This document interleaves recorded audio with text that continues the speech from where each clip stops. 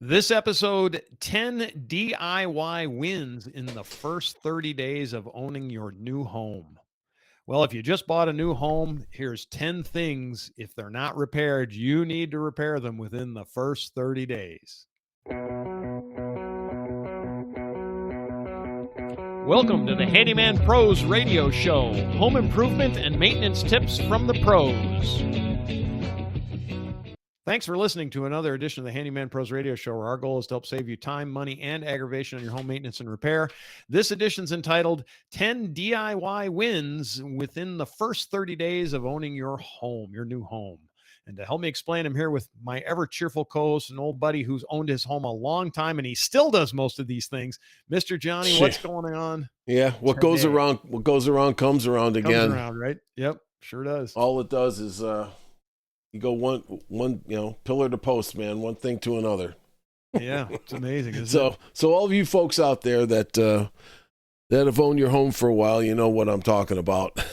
It never ends. So it's a big cycle. It just goes round and round. And we wanted to rock through these 10 items pretty quickly, but these are all pretty simple things that you can do. Really, we're even going to add in some pricing. This pricing is determined on 2025 pricing. We've spent extensive time out doing some research. Not really, but we did do enough research that we should be pretty darn close on a lot of this stuff. So, Johnny, you want to start it off? Yeah, sure. So let's just imagine for a second that, you're moving into your new place, and before all the furniture is in and everything is getting set in its ways, right? Because one thing that I have found, just to start off here, is that once you get everything in place, you don't want to really move it again.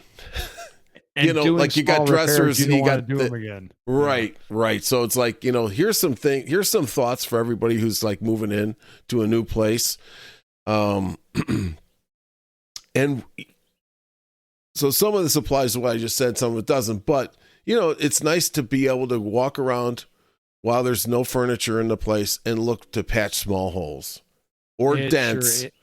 Or whatever, defects in there, and those type of things, and repaint that. And then, you can do it after you knock the walls up when you put the furniture in. Oh, did I just say that? Yeah, and you're going to have some of that, so you can get used to fixing the walls. But right. But oftentimes you move in, and where they might have built the place, or the old tenants have moved out, or the old homeowners have moved out. It might be scuffed up pretty good. There's probably dings going down the stairwells and things where they're trying to pull a dresser out, Pinholes in the wall from pictures and nails and Correct. Things like that, and all that kind of stuff. Yeah, well, what do you need so right there, that's use the Drydex is great spackle. Yep, sure. And it's really hard and it doesn't shrink. Yep. So that's really important when you're patching what you just said, those holes. Those pinholes and things like that. Pinholes and all that stuff. It's everywhere too. Yeah. It's always everywhere. Yep. Always. Yep. So 8-ounce tub of Drydex spackle costs you about $7, right? Yeah. Yeah. I always carry that Drydex with me anyways. I carry a little tub of it with me in my my bag. So you need a 3-inch plastic putty knife. That's $2. It's easy. It's easy. Little leftover paint, $0 if you've got the can, spend $0 if you got a can, $18 to $30 if you need a new one, just depending what you got. Yeah. Got about basically $9 into it, and probably enough to do about 50 holes, right? Right. Yeah. Right. Pretty simple to do. Fill it in. Right. Scrape it off, sand it off, paint it up. That's it. Doesn't get much simpler than that. Second one basically is same thing, touch up scuffed up paint. If you don't have to fix a dent or a hole, take your paint, get a little painter's tape or whatever you need just to protect what you're doing around. Take that same paint, dab it over the top with your 2-inch brush. It'll cost you about $4, and you should be good. A couple of coats and you're done. So that'll cost you maybe $8 total if you need to buy painter's tape. Painter's tape's gotten expensive, Johnny. I don't know painter's tape's a whole nother. Yeah. So when you folks are doing, we've hit on this before. When you guys are starting to do a lot of painting around your house, learn to cut in lines. Spend some time practicing cutting in Yeah, around I agree. the trim and stuff like that. So you don't have to use tape. Anyways, tape takes a long time to apply it correctly, and then you're you could have done the whole paint job by the time you apply the Pretty much. tape. So and save the money, because this is about Yeah. $450 a roll right now, And which the is other thing is expensive for tape. go buy some paint guards. The Yeah, long yeah, yeah. metal things. Yep. With a handle on them. Yep. Yep. So Stick them up against there. yeah. Oops. And they're done. So yeah, that one, that's a good one. So that's a second thing. What's the third thing, John? Well, it always is go around and check the faucets. Yep. There, Check the faucets. if there's any leaky faucets, now's the time to get it done, because I will tell you, those things will drive you nuts. You might as well take on that job right now. Embrace the suck on some of that, and just get it done. So you're talking about either it depends upon what type of faucets, from cartridges to O-rings to whatever. But if it's the simple O-ring ones, yeah, right? it's They're cheap. an O-ring gasket. All you do is unscrew the knob off the top. You pull it up, straight up, turn the water off. Yeah. Turn the water off. Pull the knob straight up.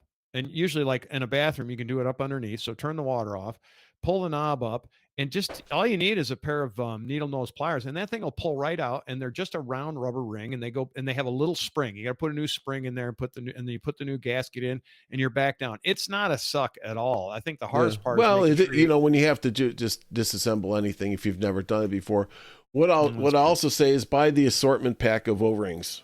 Yep, sure. That way you don't have to keep running back to the hardware store. Yep, 100%. Because no matter what faucet you get to, it's wrong. Yeah, it's wrong. It's wrong. Larry's not wrong. Larry's about right on that, because every time you go in, that's what I'm saying. Well, one thing when you start to do the plumbing aspect of things, is that everything seems to be different. I don't, whatever, the parts, the pots is pots, but Anyway, parts will cost you about $5, maybe not even that much.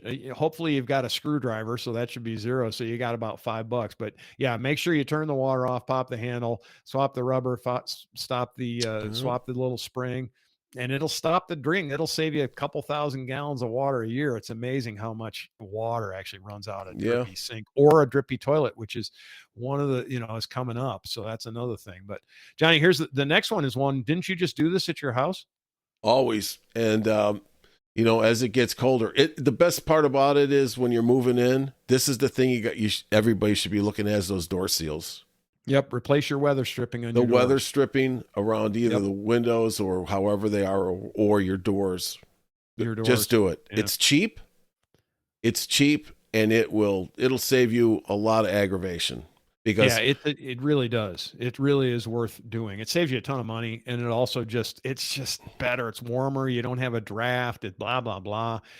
You can buy you buy the weather stripping. It's probably about, I don't know. Our research said $8. It's a little more. It's $8 per stick, I think. Yeah, is what it is. Yeah, it's about 7-foot stick or whatever it is. So it's you're gonna spend less, $20 or so. You need a pair of scissors, cut it to length, peel it out, put it in the groove, and you're done. Really not a big deal. And then just make sure the door closes right. But it'll easily save, I don't know how many thousands of dollars on your heating bill, especially if you live in a cold climate and it's warmer. Oh my God. You can actually feel it. Yeah. Well, it's the thing that I found about people that move into new places, if they don't do it in the old weather stripping around the doors that you push into the grooves and stuff, it's really aggravating, because if you haven't lived in a house for 4 seasons, you're going to experience the change of climate. Yes. And especially around the corners of the door, and these things don't last. No, they don't. They're so cheap. They're so cheap and easy to replace. Is that you might as well just do it. I mean, just think of the usage they get too, especially on your main door. How many times you go in and out of your door every single day on your, everybody has a main door they go in and out, right? That one gets a lot of use, and so it gets compacted, and it gets open and close and open and close, and that foam gets compacted and gets compacted and compacted. And there you go. Next thing you know, you wonder why it's bad. Well, you got to look at usage, right? Kind of one of those things. Here's another one. This is another water saver, right, Johnny? Which one's this? So, stop a running toilet. Stop a running toilet. And let me tell you, I would, even if you can't hear it, look for it. That should be on your checklist, is just to see, if it's running. Even how if do you look for it, Johnny? Even if you drop in some food coloring in the top tank, food coloring, if the top tank, if it's coming through, otherwise yeah. It might be obvious if it's dripping on the floor. But if it's like I've said before in different episodes, is that I had a toilet, I didn't even know it was running, and this thing was really going. It was silent. It was the silent run. That's what I'm saying. Always look for it. Right. So that's a good trip. If you put a drop or two of food coloring, doesn't matter what color, in the upper tank, if it ends up in the bowl, you've got an issue. Yeah. Period. It means And your flapper is leaking. Right. And if you just want to check it out real quick with a new flapper, they're like $4. Yeah, maybe a little more than that, but not much. But yeah, it's, they're cheap. They're cheap. They're quick to put in. And then you can go from there. But if that stops it, because those things get hard, they don't seal anymore. They probably last 5 years, and that's about it. So yeah. And before you put it on, do run your finger. I always just run my finger around the edge of it, just to kind of get any kind of, I don't know, just gunk. Not and it's right. There's just gunk in there. So yeah, probably cost you, $6 or $7. If it'll save you hundreds of gallons of water. Really, really important stuff to do. Tighten the cabinet hardware, buy some number 8 cabinet screws and tighten stuff up, and readjust your cabinet hardware if you need to. Because a lot of it, cabinets, we look at these things I always look at this way. If something moves, it moves out of adjustment eventually, right? I don't care what it is. Yep. If it moves out of adjustment eventually over the years in particular. Tighten cabinet hardware. So just buy some number 8 screws. Anytime anything moves like a door or a cabinet, there's always going to be issues, because it just is what it is, right? Things that move fall out of alignment, and it's not that difficult to do. Get some screws. If they're missing screws, if they're not missing screws, just take and tighten them up, and be careful with them. Use a hand screwdriver. Don't go crazy with a power screwdriver, because if they're stripped out, you're going to have a different issue. But it doesn't take you very long. Do your knobs too while you're at it. Tighten up all the knobs on the drawers and the handles and all that stuff, because it's just annoying, right? It's just annoying. You go and grab something and it turns, and you're like, wow, whatever. I can't tell you how many clients I've actually done that for. So bunches. And if you don't know how to adjust a hinge, there's plenty of resources on YouTube on how to adjust hinges. It's really, really very, very simple if it's a cabinet hinge. So let me just add, it might be time, if you want to change the knobs too on your cabinets. Yeah, if you want to update, you want a quick update it a little bit. So yeah. That, believe it or not, can get kind of pricey, just depending on the knobs that you choose. But there's, Johnny's got gold ones. It's not my money. You guys change the knobs. Yeah, Johnny That's put my 24 suggestion. karat. Johnny put 24 karat gold ones in his house, so he's he's really I made on it. So anyway, what's the next one, Johnny? Unclog the if you have any slow drains. Yeah, get after it. It's a big one. Get after it, because you know what? It's not going to get any better. No. Real quick little tip: use baking soda and vinegar. Just mix them together. Pour them in the drain. Shouldn't very environmentally friendly. And it works too. It actually makes a nice thing. If you have a snake, you can get either a plastic or a metal snake, and like a 25-foot snake's like $20, something like that, and just run it down there, clean it out. I like the little zip strips too, because lots of times the clogs really are where the trap is. Yeah, where the trap is, and you can get at them with a little plastic zip strip. Cost you about $1, and they're kind of nasty. So just be aware when you pull stuff out; it's pretty gross. But anyway, besides that, it works great. So, you know what I've used that I keep around in my sinks? Just if you can buy these little plungers for like $3. Yeah. Yep, they work fantastic. and you can keep them up underneath your cabinet. You don't look like you're like Mr. Plumber, with all kinds of stuff under there. But you got these little things that they work fairly. They work fairly well. Let me tell you. So but the thing about the slow drains, if you're gonna move in, like I said, they're not gonna get any better. No, they're not gonna get better. And it's like just get it done. And a lot of times you won't even know it either until you're like using the shower for a while. Yeah, and then you'll find out. So now's the time to in do water. It. Yeah. I'm standing in water all the time. Right. What's the next one, Johnny? I hate that. The squeaky doors. It kills me. I hate that. It drives me nuts. I understand. It drives me nuts. So here's what I say. Get some I personally like to use dry lube for this. I do too. A little easier to clean up, but you can use any lubricant whatsoever. You can use 3-in-1 oil or WD-40 or whatever. Just be aware if you're spraying it, you need to protect behind it because it'll everywhere. Spray, everywhere. Yeah. The dry lube does that, but it doesn't leave any marks or anything. So it works out really good. But spray a little bit on, work it back and forth, a couple, 3-4 times, and you're done. And it's really, really simple. No more squeaky doors, no more squeaky hinges. If your house is unlevel, you'll know it very quickly because your door will swing open. Or closed. Either way. Or closed. Either way. And if you do that, we have another show. And we got a show that tells you how to fix those problems with a couple of quick things too. So you can go back and look at those things. What's the next one, Johnny? This is an energy saver. Well, every you gotta get rid of all your old bulbs these days. Get LED bulbs.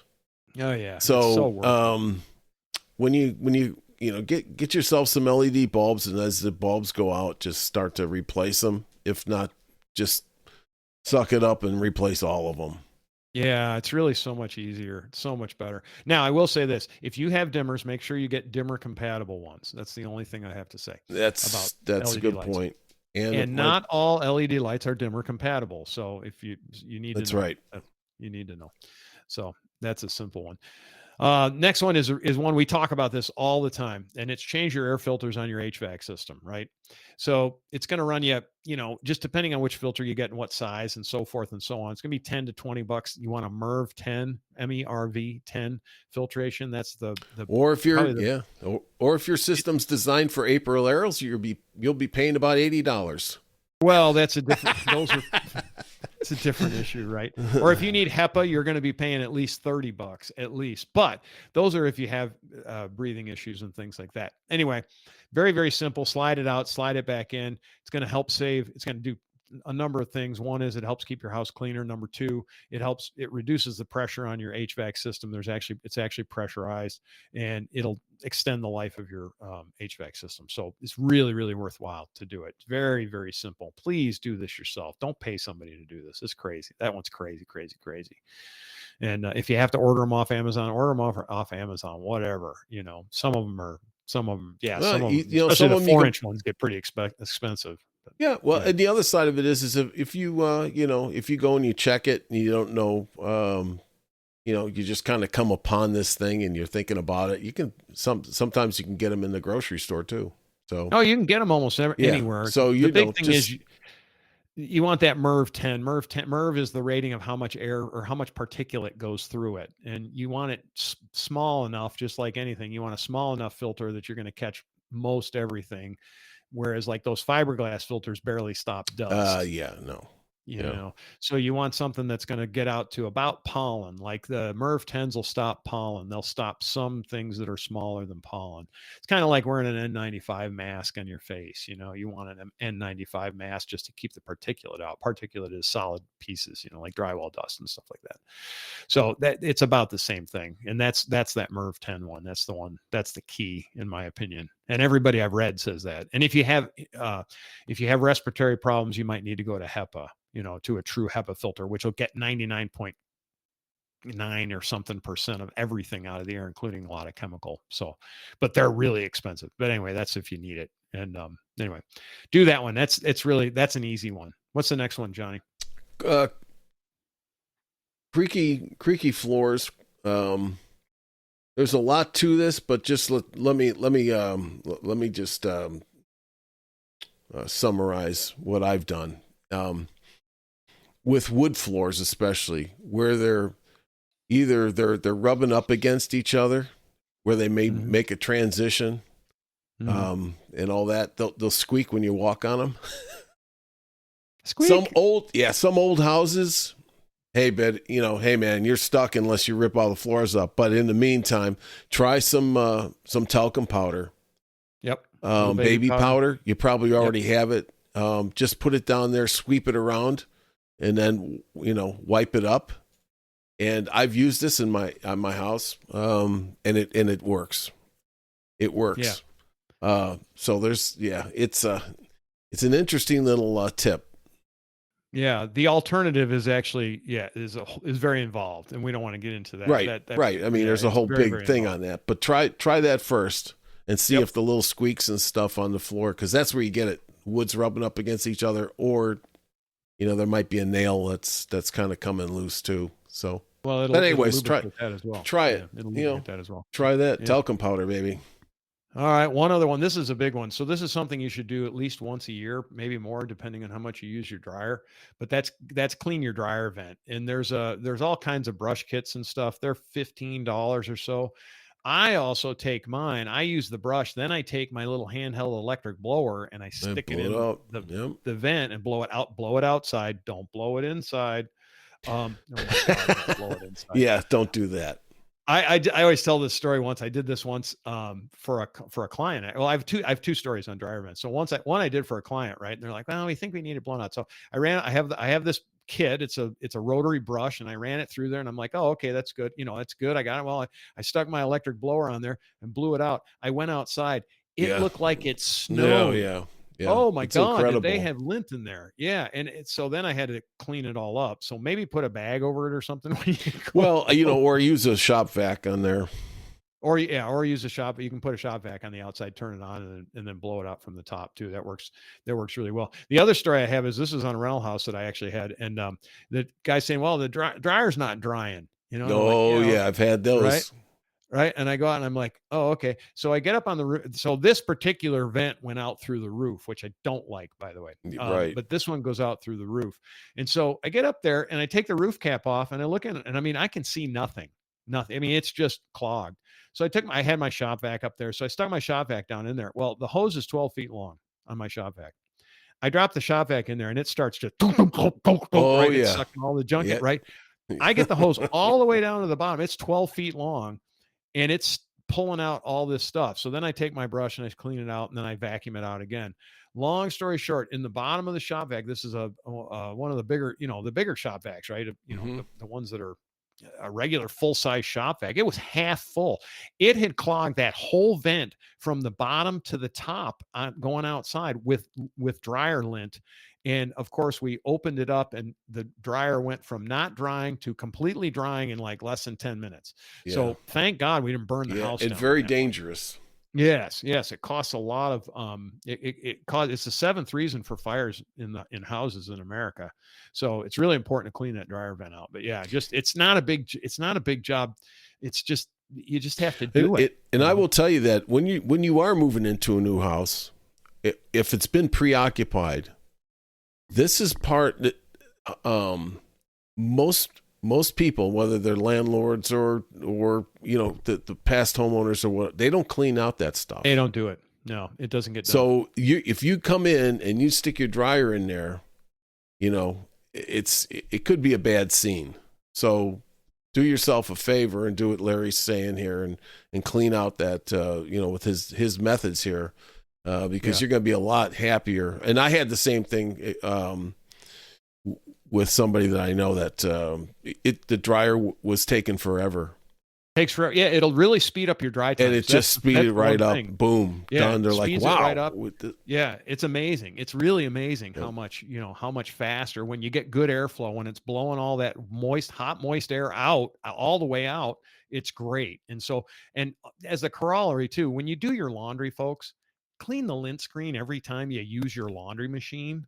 My wife is bad about that. I'm forever cleaning out the lint screen, because they get impacted. When they get impacted, then the stuff starts going down into the pipe. So, that's what it's there for. It's there to catch all that stuff. Anyway, what's the next one, Johnny?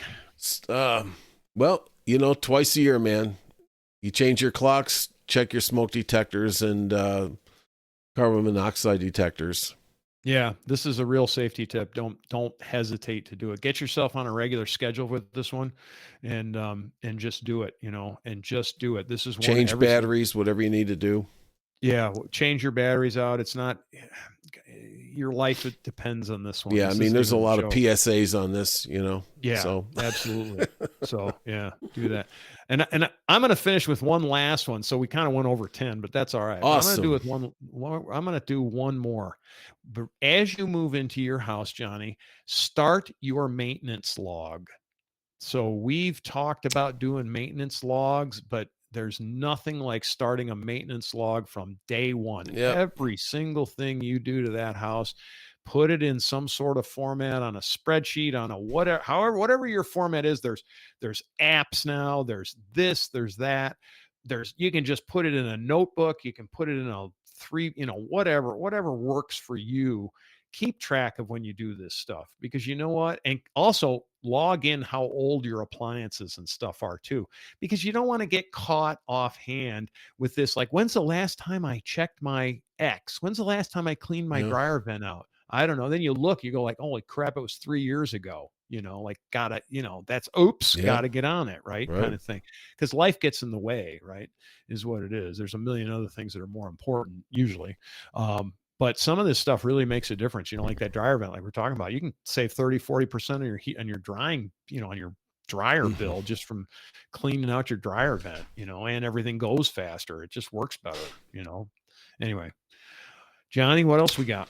That's Anything? It, man. I think that's a pretty good starter list to think about when you're moving into a new place. I started all these lists the last time I got abducted by the aliens. I went into their thing. I looked around. I said, man, you guys got a lot of latent maintenance that needs to be done here. I don't think I want to. And they said, we're cleaning out your tailpipe, buddy. That's exactly. All right, Larry. All right. Well, questions, comments, concerns, and we had to go there, didn't we, John? Questions at handymanprosradioshow.com. We appreciate it. We hope you listen and keep listening to us. Give us a like and subscribe on our pages and all that good groovy stuff. And with that, Johnny, take us home, baby. All right, folks. Thanks for listening to another episode of the Handyman Pros Radio Show. Have a great week. Stay safe, and we'll see you next time on the Handyman Pros Radio Show.